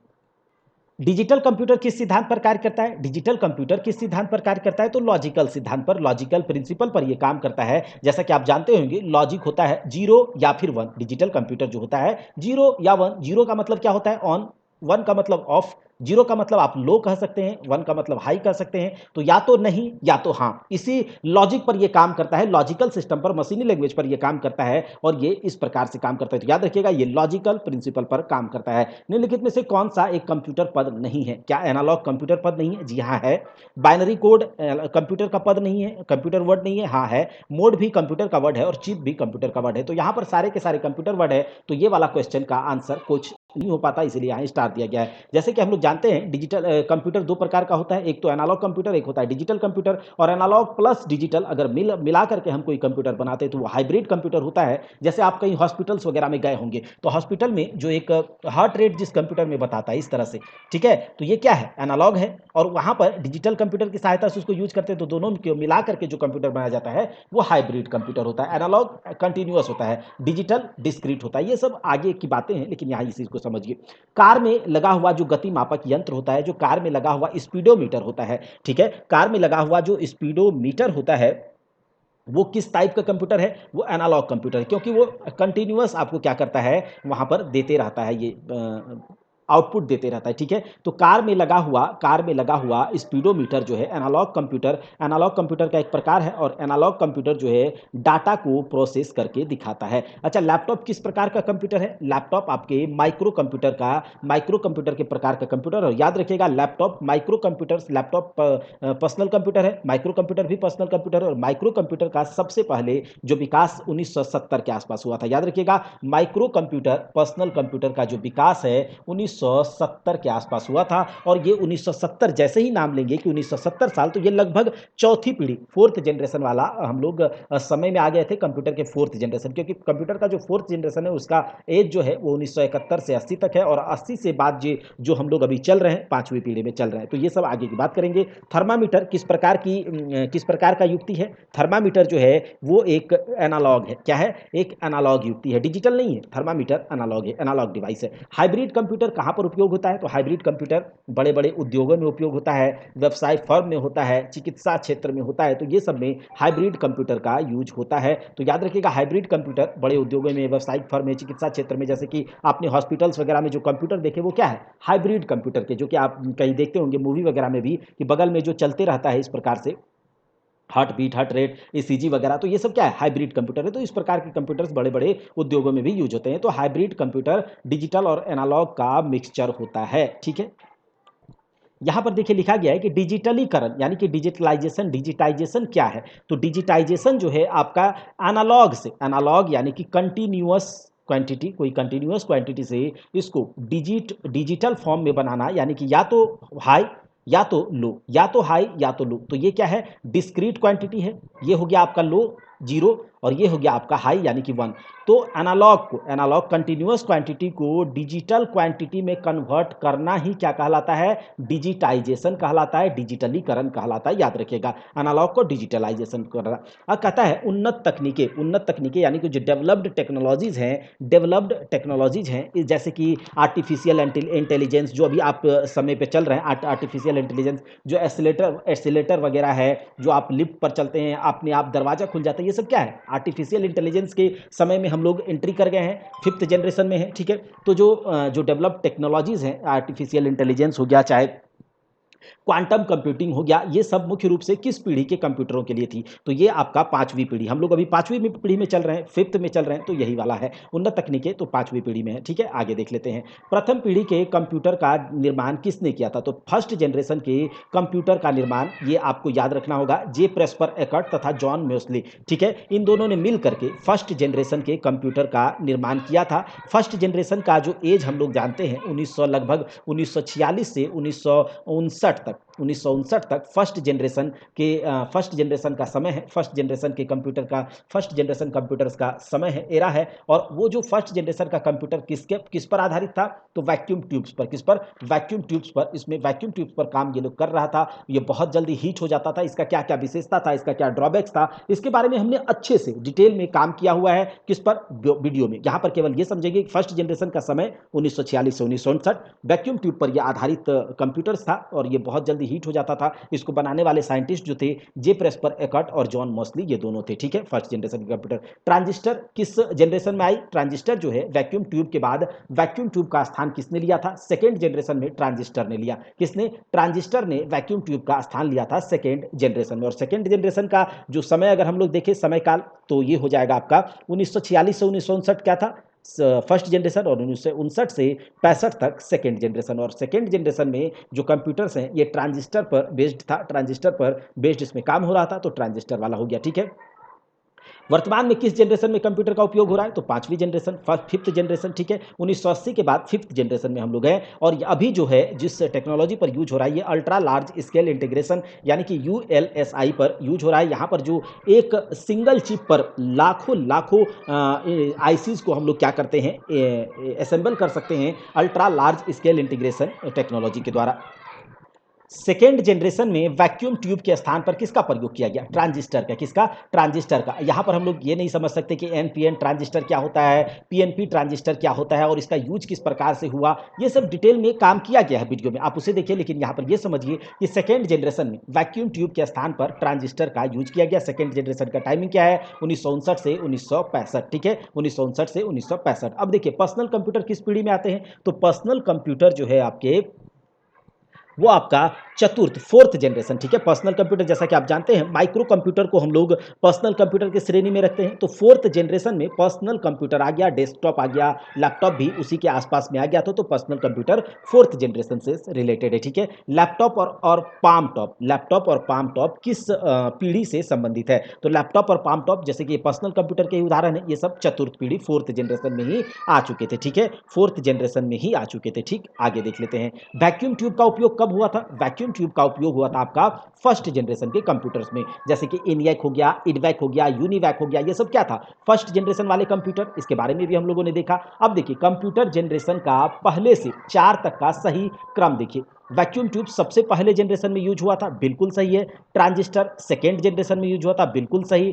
थर्ड जनरेशन में IC आ गया, यानी कि इंटीग्रेटेड सर्किट चिप आ गया। VLSI का यूज हुआ आपके फोर्थ जनरेशन में, VLSI माइक्रो प्रोसेसर का फोर्थ जनरेशन में यूज हो गया था। और ULSI का माइक्रो प्रोसेसर फोर्थ जनरेशन में ही VLSI और ULSI दोनों का यूज हो गया। और फिफ्थ में तो हो ही रहा है ULSI का, अल्ट्रा लार्ज स्केल इंटीग्रेशन। तो यहां पर हो जाएगा पहला नंबर ही सही। यहाँ पर देख सकते हैं कि कंप्यूटर के 5 जनरेशन, 5 जनरेशन के बारे में बात किया गया है। फर्स्ट जनरेशन का समयकाल 1946 से 1959 वैक्यूम ट्यूब पर आधारित था। सेकेंड जनरेशन का समयकाल 1959 से 1965 ट्रांजिस्टर टेक्नोलॉजी पर आधारित। थर्ड जनरेशन का टाइम जो समयकाल है वो 1965 से 1971 IC चैप उस समय आ गया। फोर्थ जनरेशन VLSI टेक्नोलॉजी पर, VLSI माइक्रो प्रोसेसर टेक्नोलॉजी इस समय यूज होने लगा 1970 से 80। VLSI यानी कि very large scale integration, very large scale पर जो है चिप पर, इंटीग्रेटेड सर्किट पर, जो एक सिंगल चिप पर हम लोग क्या कर सकते हैं, बहुत ज़्यादा इंटीग्रेटेड सर्किट्स को क्या कर सकते हैं, उसमें असेंबल कर सकते हैं। फिर आया 1980 से अब तक फिफ्थ जनरेशन, और इसमें जो यूज हो रहा है अल्ट्रा लार्ज, वेरी भी नहीं बहुत ज़्यादा। ठीक है, तो ULSI माइक्रो प्रोसेसर पर आधारित अब काम हो रहा है। पांचवी पीढ़ी के कंप्यूटर का उपयोग करते थे।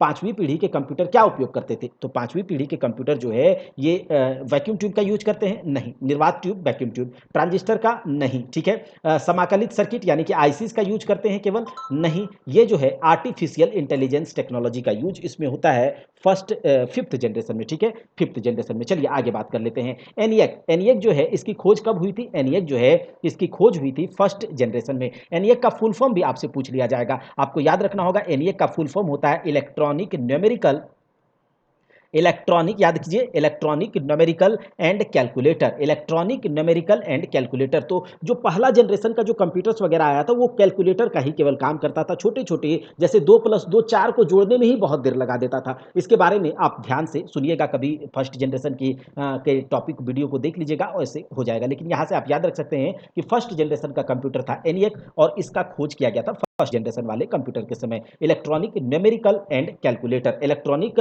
Numerical and calculator. ठीक है, चलिए आगे देखते हैं। पहला संक्रियात्मक इलेक्ट्रॉनिक अंकीय कंप्यूटर कौन सा है? ठीक है, अंकीय कंप्यूटर, पहला संक्रियात्मक अंकीय कंप्यूटर कौन सा है? तो ये आपका कौन सा था? ENIAC जो न्यूमेरिकल इंटीग्रेशन ऐड वैड के लिए यूज किया जाता था, तो पहला था ENIAC, फर्स्ट जनरेशन का कंप्यूटर। ठीक है, ENIAC, ठीक है, ENIAC मतलब इलेक्ट्रॉनिक न्यूमेरिकल एंड कैलकुलेटर। ठीक है, इसका था। अच्छा, इसमें किसका यूज किया गया था? ये फर्स्ट जनरेशन का था, इसमें बाल्ब यानी कि वैक्यूम ट्यूब का यूज किया गया था, इसमें वैक्यूम ट्यूब का यूज किया गया था। और इसका खोज किसने किया था? तो इसका खोज 1946 में, इसको बनाने का श्रेय जो जाता है 1946 में किसको? तो मॉसली और एकर्ट को, याद रखिएगा, जेपी एकर्ट और मॉसली को जाता है। ठीक है, जेपी एकर्ट तथा मॉसली को जाता है इसके खोज का, ENIAC खोज का श्रेय। ठीक है, आगे देख लेते हैं। VLSI और ULSI का प्रयोग प्रारंभ कब हुआ था? VLSI मतलब वेरी लार्ज स्केल इंटीग्रेशन, और ULSI यानी कि अल्ट्रा लार्ज स्केल इंटीग्रेशन, इसका प्रयोग कब प्रारंभ हुआ था? तो इसका प्रयोग प्रारंभ हुआ था आपके फोर्थ जनरेशन वाले कंप्यूटर में, फोर्थ जनरेशन वाले कंप्यूटर में। कंप्यूटर की किस पीढ़ी में प्रोग्रामिंग के लिए मैकेनिकल भाषा का प्रयोग किया गया था? तो मैकेनिकल भाषा यानी कि मैकेनिकल लैंग्वेज का प्रयोग किया गया था आपके पहली पीढ़ी में ही। किसमें? पहली पीढ़ी में ही मैकेनिकल लैंग्वेज का यूज किया गया था। देखिए, यूनिवैक का विस्तारित रूप क्या है? तो यूनिवैक का विस्तारित रूप आप याद रखिएगा, यूनिवर्सल ऑटोमेटिक कंप्यूटर। ठीक है, यूनिवर्सल ऑटोमेटिक कंप्यूटर। तो यहां देखिए लिखा गया है वाणिज्यिक प्रयोग के लिए यानी कि कमर्शियल यूज के लिए उपलब्ध कराया गया पहला कंप्यूटर कौन सा था? कमर्शियल यूज के लिए उपलब्ध कराया गया पहला कंप्यूटर जो था वो आपका यूनिवैक था। कौन सा? यूनिवैक। जो पहला यूनिवैक कंप्यूटर बनाया गया उसके बाद आया था यूनिवैक प्रथम, और उसको कमर्शियल यूज के लिए मार्केट में उपयोग करने के लिए इसका दे दिया गया था। पहला कंप्यूटर था यूनिवैक। और याद रखिएगा 1951 में अमेरिका में जो जनगणना ब्यूरो है, जो सेंसस ब्यूरो है, उसको अमेरिका में जो जनगणना ब्यूरो यानी कि सेंसस ब्यूरो है उसको यूज करने के लिए दिया गया था पहला बार यूनिवैक। उसमें कैलकुलेट करने के लिए, जनगणना को कैलकुलेट करने के लिए, उसके डेटा को प्रोसेस करवाने के लिए यूनिवैक कमर्शियली दिया गया था सबसे पहले 1951 में यूनिवैक कंप्यूटर को। ठीक है, पहला डिजिटल कंप्यूटर यूनिवैक प्रथम किस पीढ़ी में निर्मित हुआ था? किस पीढ़ी में बना था भाई? पहला digital computer UNIVAC, universal automatic computer, ये कब किस पीढ़ी में बना था? तो फर्स्ट जनरेशन में बना था। कोई बात नहीं है, फर्स्ट जनरेशन का कंप्यूटर है यूनिवैक। और तथा ENIAC कंप्यूटर उदाहरण है किसके? तो फर्स्ट जनरेशन के कंप्यूटर का। किसका? फर्स्ट जनरेशन के कंप्यूटर का ये उदाहरण है। याद रखिएगा, यूनिवैक यानी कि यूनिवर्सल ऑटोमेटिक कंप्यूटर, और ENIAC मतलब electronic numerical and automatic calculator. ठीक है, आगे देख लेते हैं। देखिए, इंटीग्रेटेड सर्किट किससे संबंधित है? क्या प्रथम पीढ़ी में ही इंटीग्रेटेड सर्किट का यूज हो गया था? जी नहीं।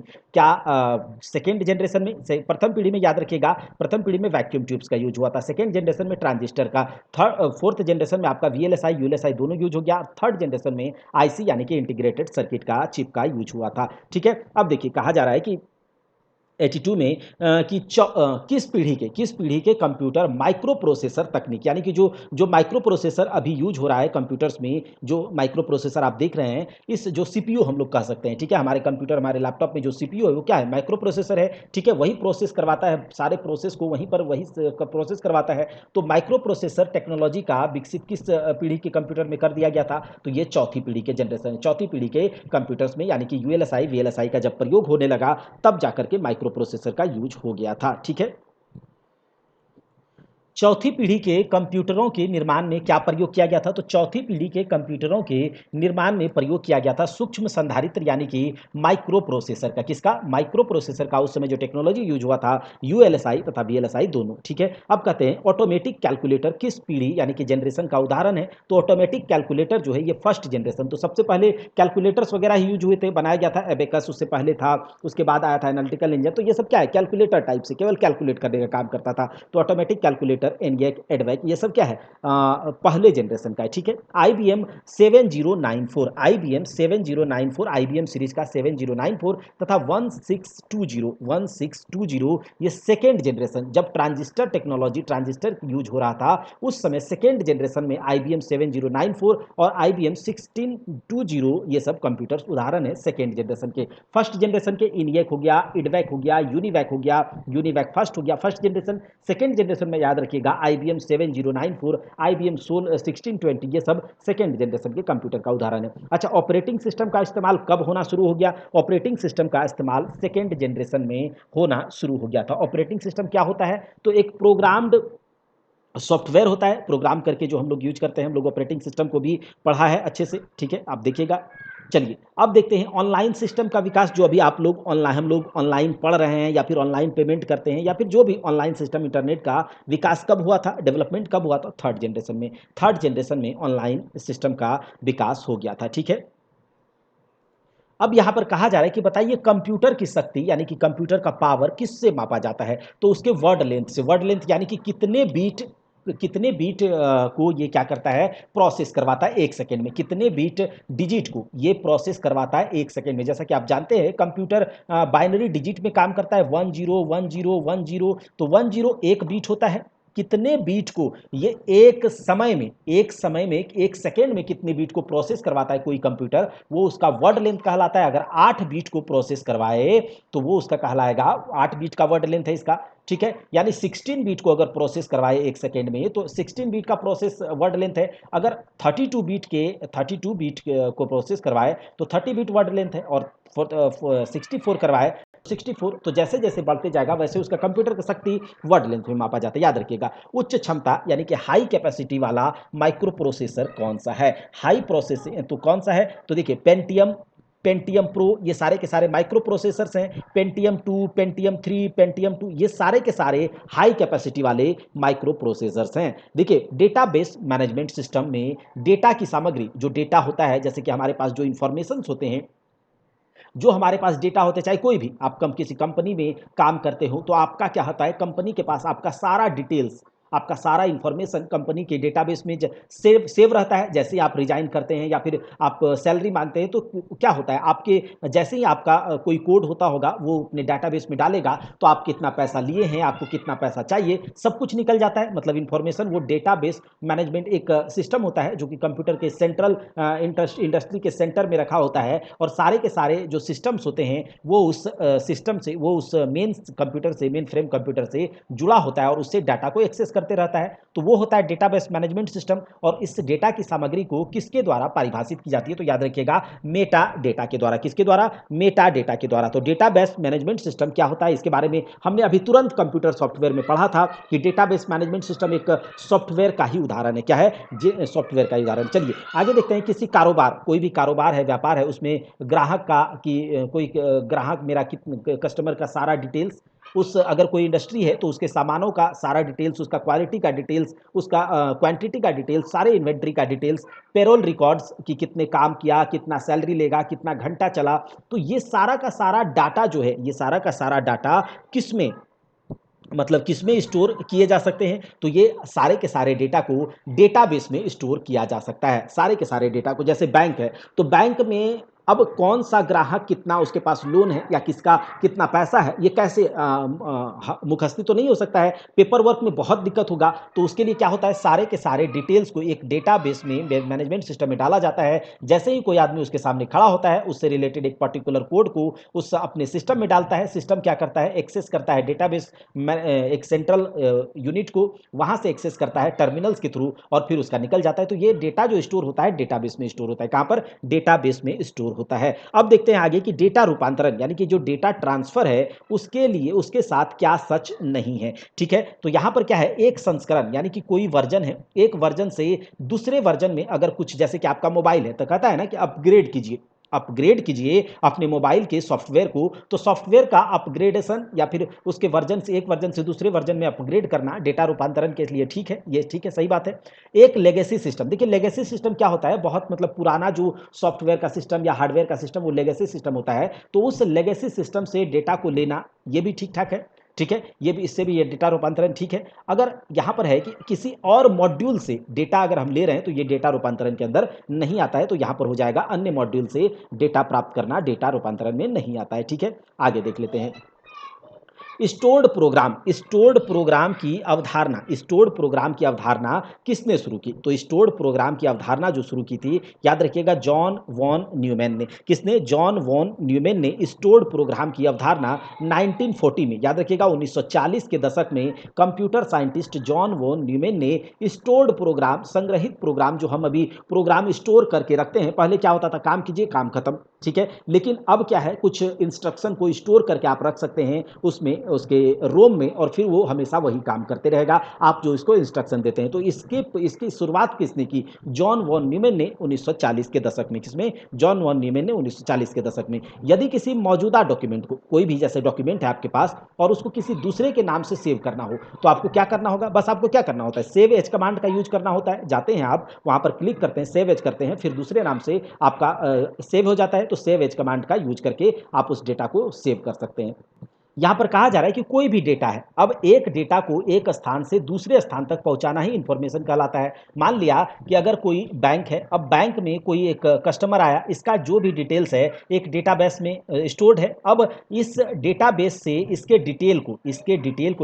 रिलेटेड डेटा को कोई सिस्टम क्या करेगा, एक्सेस करेगा, और ये डेटा यहां से उठकर इसके पास आएगा, तो इसके लिए क्या हो जाएगा, इंफॉर्मेशन हो जाएगा। तो याद रखिएगा, डेटा को एक स्थान से दूसरे स्थान तक लाने को ही क्या कहलाता है, इंफॉर्मेशन कहलाता है, सूचना कहलाता है। वह व्यक्ति जो कंप्यूटर का इस्तेमाल करता है उसे क्या कहते हैं? क्या वह साइंटिस्ट होता है, या फिर इंजीनियर होता है, या यूजर होता है, या सूचना होता है? तो जो व्यक्ति कंप्यूटर का इस्तेमाल करता है वो सारे के सारे व्यक्ति यूजर होते हैं कंप्यूटर के। अनुकरण क्या है? अनुकरण एक प्रक्रिया है। अनुकरण क्या है? एक प्रक्रिया है। कैसी प्रक्रिया है भाई? अनुकरण एक कैसी प्रक्रिया है? तो चलिए उसको देखते हैं। यहां पर हम कह सकते हैं कि अनुकरण एक ऐसी प्रक्रिया है जिसमें कि वास्तविक जो रियल फिजिकल सिस्टम है उसके सदृश, मतलब उसके जैसा ही क्रिया उत्पन्न करने के लिए कंप्यूटर सिस्टम और प्रोग्राम का प्रयोग किया जाता है। ये क्या समझ लिया आपने अनुकरण का? इसको इस प्रकार से समझिए कि सिमुलेशन आपने सुना होगा। क्या? सिमुलेशन प्रोसेस, इसको कहते हैं अनुकरण प्रक्रिया। सिमुलेशन प्रोसेस में क्या होता है कि जैसे कि आपको कोई बड़ा बड़ा बिल्डिंग बनाना है, ठीक है, आपको कोई बड़ा बड़ा बिल्डिंग बनाना है, तो बड़ा बिल्डिंग बनाने से पहले क्या किया जाता है, उसका सिमुलेशन किया जाता है, उसका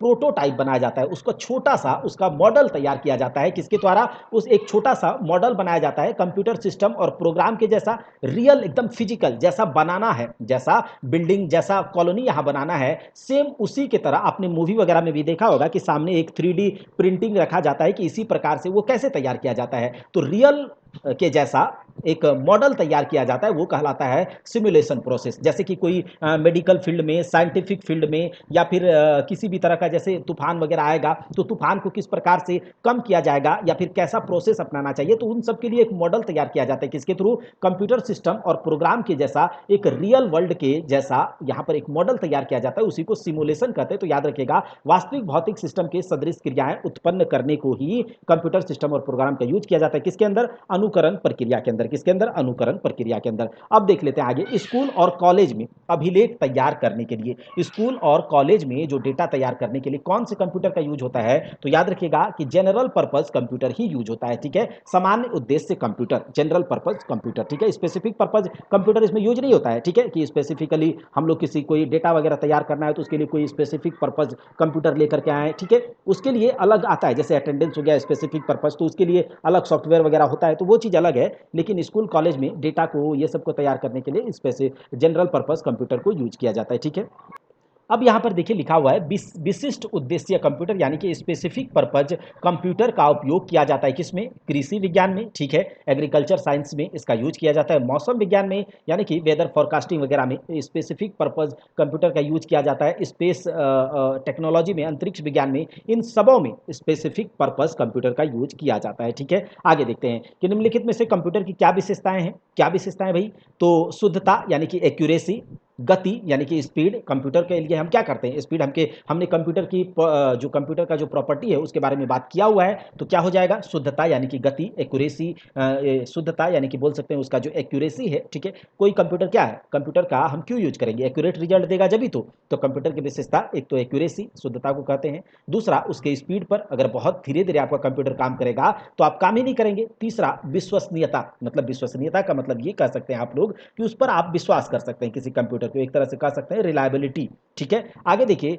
तो यहाँ क्या हो जाएगा, सभी के सभी कंप्यूटर की ही विशेषताएं हैं। अब देखिए कंप्यूटर निम्न में कौन सा कार्य नहीं करता है, एग्जीक्यूट करता है, जी हाँ, ये एग्जीक्यूट करता है, किसी भी इनपुट को लेता है, उसको एग्जीक्यूट करवाता है, प्रोसेस करवाता है, प्रोसेस भी है, कंट्रोलिंग है, आउटपुट, जब सारा कुछ प्रोसेस हो जाता है तो ये आउटपुट भी देता है, तो ये सारे के सारे कंप्यूटर कार्य करते हैं। लेकिन अंडरस्टैंडिंग कंप्यूटर नहीं करता। अंडरस्टैंडिंग कौन करता है, ये कंप्यूटर जो है, आप उसको जैसा इनपुट देंगे, ठीक है, वैसा वो आउटपुट देगा, यानी कि गार्बेज इनपुट गार्बेज आउटपुट। आप उसको जैसा इनपुट देंगे वैसा आउटपुट देगा, ये नहीं कि आप जो उसको कुछ भी इनपुट दिए तो वो उसको सोचने लगेगा कि अरे ये गलत बोल रहा है। जैसे कि अगर हमको कोई कुछ बोले हमारे परिवार को लेकर के, देखो तुम्हारा भाई ऐसा है, तो हम क्या करते हैं, अपने दिमाग में सोचते हैं ना उसको, कि किस प्रकार का इनपुट हमको मिल रहा है। तो हम अगर सोचेंगे, हमें खराब लगेगा तो आउटपुट वैसा नहीं मिलेगा, उल्टे हम ही उसी को झाड़ देंगे, उसी को दो झापड़ लगा देंगे। लेकिन कंप्यूटर ऐसा नहीं करेगा। अगर कोई रोबोट है उसके अंदर अगर हम कोई तरह का इंस्ट्रक्शन दे दिए, सॉफ्टवेयर डाल दिए, तो वो ही काम करेगा। लेकिन अगर हमारा कोई दुश्मन उसमें कुछ गलत इंस्ट्रक्शन दे दे तो रोबोट हम ही को आके मार देगा। आपने रोबोट मूवी देखा है ना, धूम बूम रोबोटा, तो यही है कि वो अंडरस्टैंडिंग उसका कार्य नहीं है, ठीक है। चलिए आगे देख लेते हैं कि जो कंप्यूटर जो है, निम्नलिखित कथनों में से कौन सा गलत है, निम्नलिखित कथनों में से कौन सा गलत है। चलिए देख लेते हैं कि आप एक ही पर्सनल कंप्यूटर का उपयोग करके, एक ही पर्सनल कंप्यूटर का उपयोग करके तीन तीन से अधिक ईमेल आईडी नहीं बना सकते, ऐसा है क्या। एक ही मोबाइल का यूज करके बहुत से लड़के तो बहुत सारे लड़के आजकल जो है लड़कियां बैठ बन के बैठी हुई है, तो एक कंप्यूटर, पर्सनल कंप्यूटर का यूज करके एक से अधिक ईमेल आईडी बनाया जा सकता है, यही वाला कथन गलत है। बाद बाकी सब सही है, यानी कि ईमेल आईडी में रिक्त स्थान नहीं हो सकते, सही है। एक ईमेल आईडी में एक वर्ण होना चाहिए। दूसरा, ईमेल आईडी केस सेंसिटिव होता है, तो ये सारे के सारे सही हैं। चलिए आगे देख लेते हैं कि जो कहता है त्रुटि मुक्त यानी कि एरर फ्री कैलकुलेशन करने की क्षमता एक कंप्यूटर की कौन सी विशेषता को दर्शाती है। एरर फ्री कैलकुलेट करने की जो क्षमता है एक कंप्यूटर की कौन सी विशेषता को दर्शाती है, तो ये उसका एक्यूरेसी है। कौन सा, एक्यूरेसी, कि एकदम पूरा का पूरा एग्जैक्ट रिजल्ट आपको दे, तो ये उसका क्या है, एक्यूरेसी है। याद रखिएगा, शुद्धता है, ठीक है। अच्छा, कंप्यूटर के संदर्भ में कंप्यूटर को देखते हुए अगर कंपैटिबिलिटी की बात करें, तो देखिए हमारा कंप्यूटर अगर किसी खास सॉफ्टवेयर को लेकर के कंपैटिबल नहीं है, हमारा कोई, अगर हम अपने लैपटॉप पर, हम अपने सिस्टम पर कोई ऐसा सॉफ्टवेयर चला दिए कि वो सॉफ्टवेयर हमारे कंप्यूटर पर चल ही नहीं रहा, इसका मतलब क्या है, सॉफ्टवेयर हमारे सिस्टम के लिए कंपैटिबल नहीं है, उसके लिए नहीं बनाया गया। जैसे अगर हमारा लैपटॉप है विंडोज 11 को सपोर्ट नहीं करे, तो क्या होगा, वो कंपेटेबल नहीं होगा। तो इसका सीधा सा मतलब है कि कंप्यूटर के संदर्भ में यह है कि सॉफ्टवेयर कंप्यूटर पर चलने में असमर्थ है, ठीक है, सॉरी समर्थ है। कंपेटेबिलिटी का उदाहरण यही होता है, अगर अनकंपेटेबल हो जाएगा तो समर्थ नहीं है। देखिए इनमें से कौन सा एक तथ्य खोज तकनीक नहीं है। चलिए यहाँ देखते हैं, साक्षात्कार, अवलोकन, प्रश्नीकरण, फोटोग्राफी, तो इनमें से कौन सा है, इसको हम डिटेल में आपको आगे बताएंगे अगले क्लास में, ठीक है। इसमें थोड़ा सा हमको कंफ्यूजन है कि कौन सा होगा, ठीक है। चलिए आगे देखते हैं, निम्न में से सूचना के गुण क्या है, इंफॉर्मेशन के गुण क्या है। देखिए डेटा आपके पास बहुत सारे हो सकते हैं, लेकिन डेटा को एक पर्टिकुलर उसको क्या करें, एक रूप दे करके इंफॉर्मेशन बनाया जाता है, ठीक है। तो डेटा का, इंफॉर्मेशन का क्या गुण हो सकता है कि वो एकदम ब्रीफ में हो। अगर आप किसी को कुछ बताना चाहते हैं एकदम ब्रीफ में बताइए, उसका कुछ जो बता रहे हैं एकदम उसका मीनिंगफुल हो, अर्थपूर्णता हो और यथार्थता हो, यानी कि ट्रू हो, उसका एक मतलब कि कह सकते हैं वो सेटिस्फाई करे। कोई भी ये नहीं कि गलत सलत कुछ भी आकर के उठा के कह दिया, तो ऐसा नहीं। तो एक इन्फॉर्मेशन कैसा होना चाहिए, संक्षिप्त होना चाहिए, अर्थपूर्ण होना चाहिए, यथार्थ होना चाहिए, सभी होगा, ठीक है। चलिए आगे बात कर लेते हैं।